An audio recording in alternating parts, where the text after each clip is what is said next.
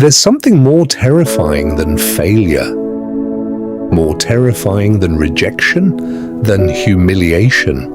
It's waking up one day and realizing you became comfortable with less. Most people never reach their potential, not because they lack talent, but because comfort got there first. And once comfort wins, potential doesn't die loudly, it dies quietly, while you are not watching.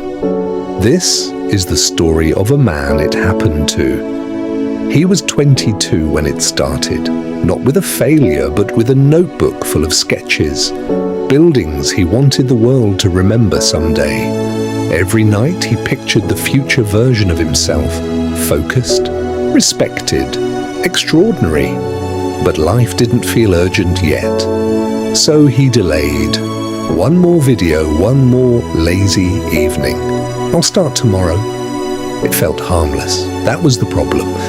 Years passed. A stable job, a comfortable apartment, weekend dinners, late night scrolling. He'd still say, every so often, one day I'll do something big. People believed him. He sounded ambitious. But inside, he'd stopped moving years ago. That's the dangerous thing about modern comfort. It doesn't look dangerous. It looks normal. Sometimes it even looks productive. Then one night, cleaning his apartment, he found that old notebook. The sketches were detailed, alive, better than anything he'd made since.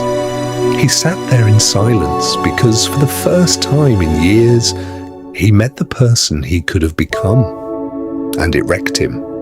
Not because his life was terrible, because somewhere along the way he'd traded meaning for comfort, one small decision at a time. Dreams rarely die from failure. They die from slow distraction.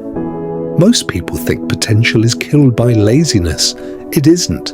It's killed by unconscious comfort. Comfort you never chose, you just let happen. Comfort removes urgency. And without urgency, people drift. That's why someone can stay busy for years and still be in the exact same place. They consume instead of create, plan instead of begin, talk instead of build. Eventually, their whole identity gets built around almost disciplined, almost brave, almost starting. And the brain adapts to that. After enough delays, comfort starts to feel safer than growth, so people settle. Not in one dramatic moment, but in 1,000 invisible ones. A skipped opportunity, a postponed risk, a quiet surrender repeated daily until it becomes who they are. Maybe the greatest tragedy isn't failure. Maybe it's slowly abandoning the person you once wanted to become. So slowly you don't even notice it happening. So tonight, ask yourself honestly, are you building your future or just getting comfortable watching time pass? Because one day, you'll meet the person you could have become. That meeting will either give you peace or regret.